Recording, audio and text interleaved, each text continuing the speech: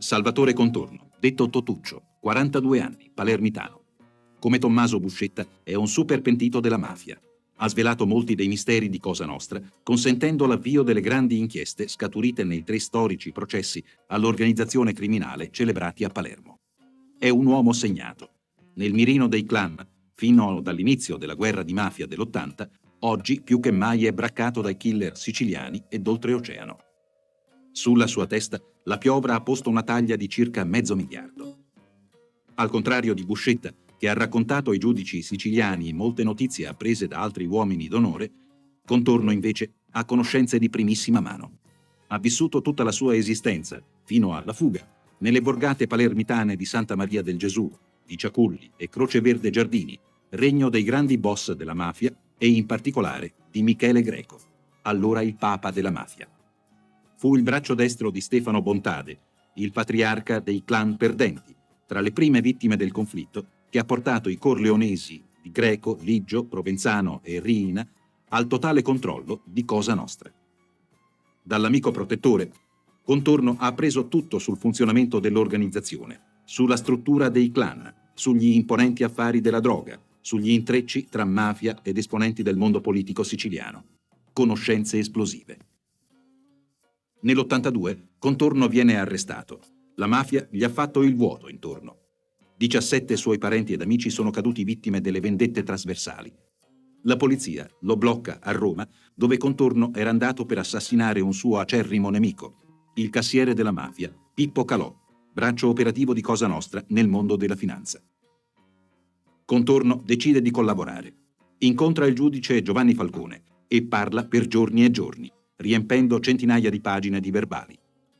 Sulla base delle sue indicazioni scatta una imponente operazione di polizia, il Blitz di San Crispino. Cadono nella rete 127 fra boss e picciotti, tra essi anche molti insospettabili. Contorno a suo modo è un personaggio. Contadino, allevatore di bestiame, contrabbandiere, trafficante di droga, Totuccio è soprattutto una micidiale macchina da difesa. Lo battezzano Coriolano della Floresta, il mitico spadaccino dei romanzi d'appendice siciliani. È un tiratore eccezionale, qualità che gli ha salvato la vita in più di un'occasione. Nutre un odio profondo per Greco, Calò e Riina. Nelle sue rivelazioni tenta di salvare i suoi vecchi alleati, gli Inzerillo, i Teresi, i Badalamenti, tutti esponenti, come lui, dello schieramento dei perdenti.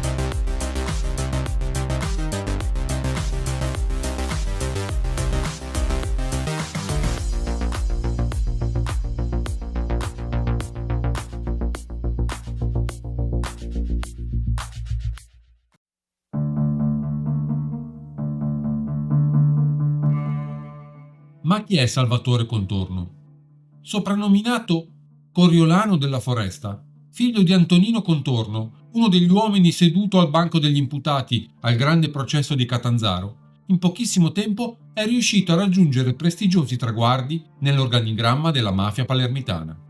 Da piccolo ladro di autoradio a contrabbandiere di sigarette e infine grande esperto di sequestri di persona e di traffico internazionale di stupefacenti. Salvatore Contorno, Totuccio per gli amici, è un mafioso che si è fatto da sé. Ha percorso tutti i gradi della gerarchia criminale fino a diventare il braccio destro di Stefano Bontade, col compito di controllare l'esclusiva zona di Brancaccio. periferia est della città. Il suo destino è legato proprio a quello del boss di Villa Grazia. Nel curriculum penale, Contorno colleziona una serie di reati che rappresentano il suo biglietto da visita. Arrestato per contrabbando agli inizi degli anni 60, viene spedito a soggiorno obbligato in provincia di Venezia, dove mette su una banda di estorsori. Poi il gran passo con i sequestri di persona. Contorno è il cervello del rapimento di Armando Montanari, un industriale di Guastalla. L'imprenditore del legno della Bassa Reggiana viene tenuto 27 giorni legato con una catenella al letto e liberato all'imbiate dopo il pagamento del riscatto di $500 milioni. Io mi domando, siccome non credo che si nasca mafiosi, perché uno decide di entrare in Cosa Nostra o entra in Cosa Nostra? Ma nessuno decide di entrare in Cosa Nostra o diventa mafioso che vuole diventare mafioso. Questa è la mafia della vecchia mafia, oggi non si usa più. La vecchia mafia, una persona prima di entrarlo a fare parte a Cosa Nostra, lo studiano, vedono se è un elemento buono, se in famiglia non sono gente che quando hanno di bisogno chiamano la polizia, se sono infami, se hanno la sorella o la moglie che non è niente di buono, può essere una donna di vita o c'ha precedente con diversi uomini. Tutte queste cose ai miei tempi si guardavano. E allora sono loro a studiare la persona, si mette a contrattare, diciamo, allora se lo tengono vicino per vedere che comportamento c'ha, se è coraggioso, a che cosa può essere utile. Quando loro vedono che una persona ha tutti questi prelievi, diciamo che è una persona valida, lo fanno entrare. Lo portano in una casa, ogni zona c'è la sua famiglia, decidono questo per Salvatore Contorno, va bene. In che anno è entrato in Cosa Nostra? Io sono entrato a far parte a Cosa Nostra al 75, ai primi del 75. Quando è avvenuta la cerimonia di iniziazione e come? Ce la racconta? La cerimonia di Cosa Nostra, a far parte a entrare a Cosa Nostra, è stata al 75. Un giorno mi sono venuto a pigliare Mimmo Teresi e Giovanni Pullarà e mi hanno portato alla casa di Stefano Bontà in via Villa Grazia, nella vecchia casa. Quando sono arrivato là ho trovato Giovanni Teresi, che era il consigliere, un capodicina della nostra famiglia. Dopo ho saputo, è chiaro. C'era Pietrino Loiacono, Salvatore Federico e tanti altri personaggi di là. Quando sono entrato là ho salutato a tutti e c'era la preparazione della combinazione, diciamo, di entrare a far parte a Cosa Nostra. Mi hanno letto i 10 comandamenti, si dice i 10 comandamenti, non si guardano le donne degli altri uomini d'onore, si dice sempre la verità a Cosa Nostra, al capo, al sottocapo, non si ruba se non sono autorizzato, non puoi fare una cosa se prima non la dici. E dopo mi hanno dato una santina in mano dicendo, se io in tutte quelle cose che loro 10 comandamenti non era la verità, e io tradivo Cosa Nostra, facevo la fine di quella santina. Quella santina me l'hanno messa in mano e mi hanno punto un dito con ago. Pungendomi un dito con ago, mi hanno bruciato quelle immagini in mano. Se io tradivo Cosa Nostra, facevo quella fine di immagine di santi. Quali sono stati i suoi primi compiti una volta entrato in Cosa Nostra? I primi compiti in Cosa Nostra sono stati che io già favorivo a Cosa Nostra, a cambiare assegni. Prima di entrare nella... Prima di entrare a Cosa Nostra, che già mi studiavano per vedere che elemento era. Dopo, secondo poi, accompagnavo qualche latitante, o andavo magari a vedere una persona che loro ci interessava, se magari questo usciva di casa e andava magari a fare rapine, o era un infame della borgata. Questi sono i primi compiti che loro mi hanno assegnato. Mi vigilava su una certa zona sostanzialmente. Io abitavo quasi vicino a Santa Maria Gesù, a 1 chilometro da Santa Maria Gesù, dopo veniva la borgata della Guadagna, più Falsomiele, Villa Grazia. E lì tutto quello che accadeva era controllato dalla famiglia di Stefano Bontà? Sì, c'è borgate in una famiglia, perché diverse borgate sono 3-4 borgate e la comanda una famiglia.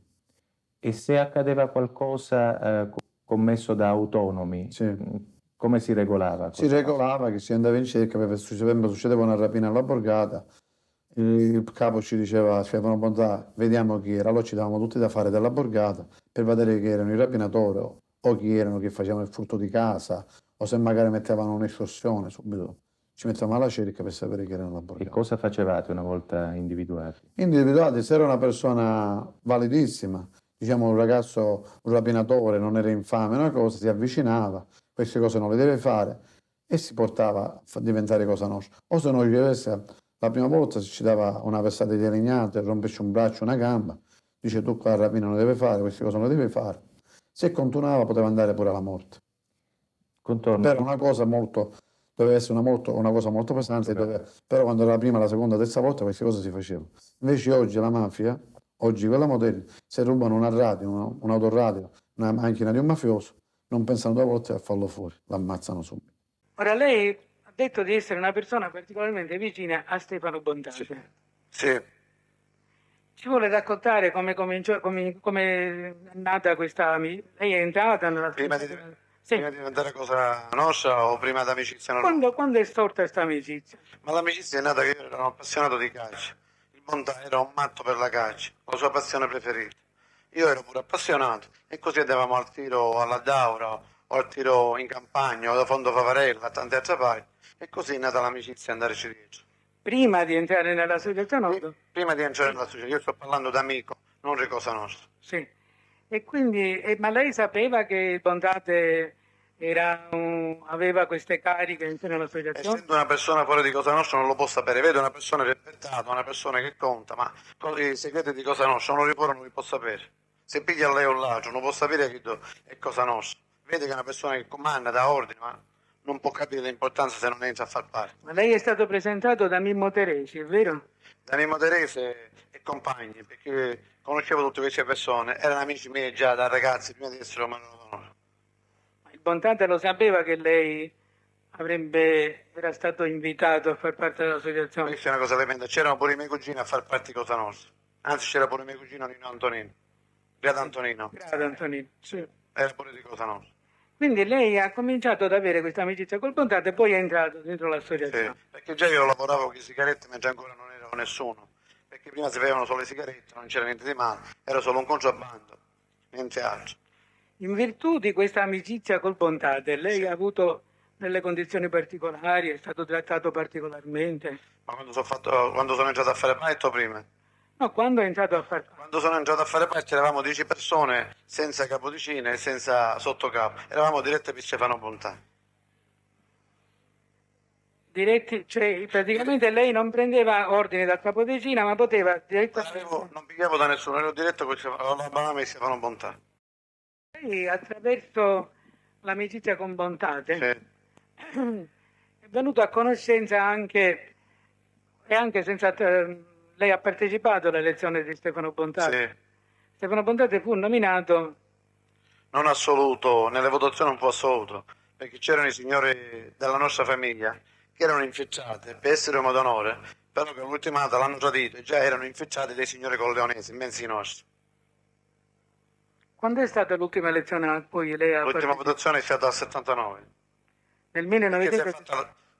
si è fatta al 74, non 5 anni, ma in 4 anni la votazione. Ah, ecco, si è anticipata come ha detto... Come io ho detto, abitualmente si doveva fare ogni 5 anni la votazione, però con diversi motivi, alcune volte saltava o prima o dopo. Dove è avvenuto? Il posto dove è avvenuta questa elezione, questa votazione? A Villa Grazia, in una casa di campagna. A Villa Grazia. Sì. In una casa di campagna di Bontate? Sì. E lei mi diceva che questa elezione fu non pienamente soddisfacente per Sì, Bontate. sì. Perché? Perché già c'erano quelli infiltrati in casa nostra. Sì. E No. come numeri che cosa è successo? Come numeri? Come numeri di risultati? Come numeri di votazione ne ha presi, non l'ha preso come l'aveva preso le prime votazioni quando è salito a 75, ma l'ha preso con pochi voti. Ma purtroppo come elementi per bene non avevamo e rimasto Stefano Bontà, perché erano tutti contro Stefano Bontà, anche quelli della nostra famiglia. Qua non siamo i perdenti e vincenti in merito, come dicono i giornali. Qua sono i traditori e come hanno fatto come Giuda, perciò hanno fatto la guerra, hanno vinto. Comunque Bontate non ebbe moltissimi voti, ma fu eletto uguale. Fu eletto, è chiaro, perché ha la maggioranza. E come vice capo poi chi scelse lui? Come vice capo Mimmo Terese, la buona Mimmo Terese. Mimmo Teresi. Sì. Ora, ci racconti di che cosa si lamentava il Bontate con lei? Insomma, quelle confidenze che ebbe occasione di La fare. puntata delle confidenze che mi dava a me erano che aveva tutta la commissione, non l'aveva d'accordo. Perché quando dovevano fare una cosa, la commissione, non è che ci dicevano Stefano viene alla riunione, che c'è questo, o Pido Panno viene, o tu ci inserirlo. Decidevano tutto loro, la rimanenza della commissione, perché li volevano proprio mettere da parte. E come infatti hanno fatto tanti omicidi, senza bontà partecipare e rimaneva a guardare perché erano soli, come infatti subito l'hanno levato in mezzo i piedi perché per la commissione di Corleonesi era importante esaminare, levare loro e hanno l'Italia in mano. Chi c'era la commissione è Cosa Nostra.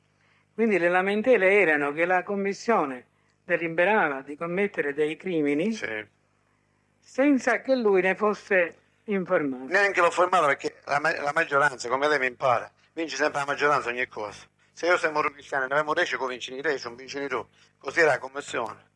Ma lui Io sto ringraziando sempre a Michele Greco, perché Michele Greco era il capo della commissione, se era più preciso in queste cose succedevano, i morti venivano, i poliziotti morivano, ci sarebbero tante cose. Ma purtroppo. Ma il Bontante faceva parte della commissione? Sì, faceva parte, perché era un capo, tutti i capi di ogni famiglia per parte della commissione, chiamata commissione.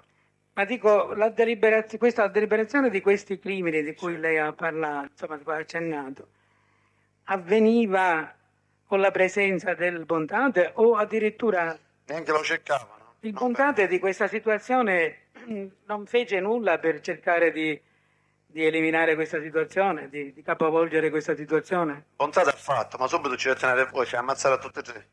Sì.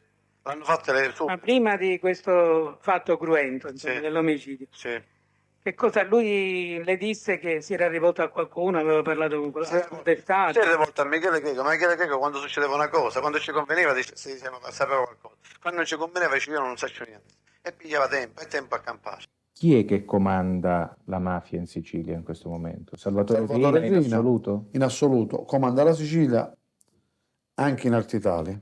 E come ci è riuscito un uomo solo a determinare tutto questo?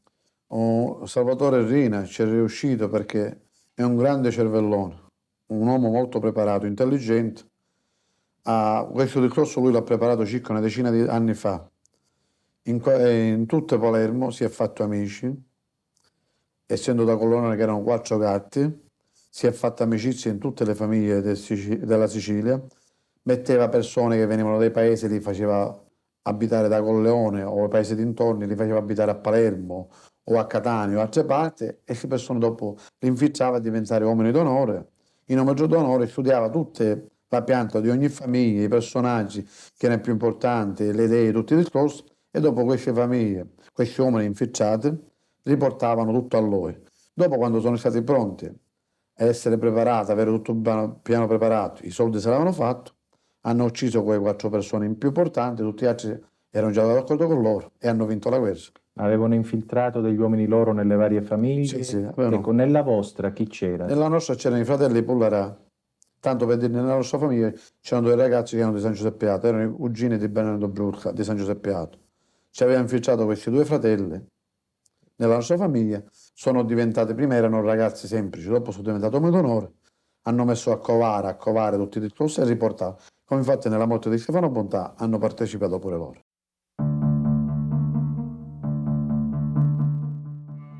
L'omicidio di Stefano Bontate avviene per mano dei Corleonesi di Totò Riina nell'aprile dell'81 e dà inizio alla seconda guerra di mafia, scatenata da questi ultimi contro i palermitani, finalizzata allo sterminio degli uomini d'onore della famiglia di Santa Maria di Gesù. Parli di quello che lei sa sull'omicidio di Bontate, come si è verificato? L'omicidio di Bontà era il suo compleanno. Io un giorno prima ci avevo andato a fare i auguri. Io avevo un mandato di cattura per sequestro di persone e avevo 26 anni addosso. Io in quell'occasione non sono andato alla festa, ma ci sono andato un giorno prima. Ci ho fatto gli auguri perché avevamo un'amicizia molto intima. Allora domani c'era la festa e non ci sono andato. Nella festa ci sono state tante di quelle persone, tanti. Facevano lo Iacono come base principale, che era un sotto dirigente della situazione in quei periodi. Poi i fratelli Pullarà e tanti altri. Il lucchese Giuseppe, che apparteneva alla famiglia di Michele Greco, e tanti altri. Hanno preparato la gabbia perché la festa vicino suoi dini. Dopo la sera se ne a casa, a ieri a vedere la famiglia dopo una giornata che era la sua festa, dare un piacere alla sua famiglia, 10 minuti, mezz'ora che sa. E già subito lui aveva le persone nella sua famiglia che ci portavano le battute che lui a casa. Appena usciva a casa, carra di avvertire, ci arrivavano. Appena arrivava il semaforo, aveva lui, ci vicina a festa. E chi si veniva a festa Bontà? Degli anni e quindi di sua permanenza all'interno di questa famiglia mafiosa è sempre stato vicino a Stefano Bontate? Sì, sì. Io ero alle dipendenze dirette di Stefano Bontate. Chi erano gli uomini della famiglia, gli altri uomini d'onore della famiglia di Stefano Bontate? Ma senta, era Girolamo Torese che è stato soppresso e tanti altri. Quando viene ucciso Stefano Bontate, lei dov'era? Giù a Palermo. Era con lui? Quando ha saputo, come l'ha saputo della morte di Stefano Bontate? No, l'ho saputo che io provenivo in macchina da Catania a prendere il telegiornale, ho sentito l'uccisione di Stefano Bontate, il 23 aprile. Siamo nell'aprile dell'81. Sì, sì. Lei che cosa ha fatto dopo la morte di Stefano Bontate? Ma guardi, niente, è una cosa che sono rimasto scioccato, sia io che tutti quelli appartenenti alla famiglia Bontate. Allora ci siamo precipitati che allora come capo delle famiglie siciliane era Michele Greco, cercando di sapere com'era la situazione. Michele Greco al suo pensiero cercava di pigliarci in giro, credeva lui, che noi già sapevamo chi poteva essere stato ad organizzare e ammazzare Stefano Bontate. Perché voi pensavate chi poteva essere stato ad ammazzare Stefano Bontate? A chi vi riferivate? Chi avete pensato che... Perché già c'erano degli attriti con il signor Todorrina. E lei questo come risulta? Risulta perché Stefano ci aveva preavvisato di dire c'è per ora del fermento all'interno di Cosa Nostra, c'è riferito al signor Todorrina. E chi era vicino a Rina, per quello che a lei risulta? Di quali persone vi dovevate guardare oltre che a Rina? Ma guardi, gli alleati di Rina erano i Madonia, Mariano Agate, c'è tanta gente che noi conoscevamo. Faccia qualche altro nome se se lo ricorda. Pippo Calosi è alleato pure con lui, la famiglia di Portanovo si è alleato con lui, insomma tutte le famiglie poi dopo la morte di Stefano Bontate si sono alleate tutte con lui. E lei si può dire che era un fedelissimo di Stefano Bontate? Sì, tranquillo, fino alla morte. E quindi dopo la morte di Stefano Bontate ha temuto di subire un'aggressione, un attentato anche lei, di essere eliminato anche lei?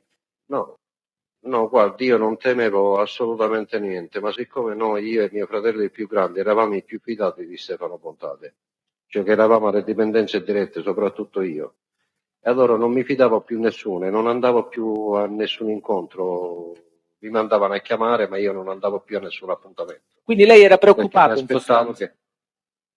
Ma è normale, essendo vicinissimo a Stefano Bontate è normale che ero preoccupato.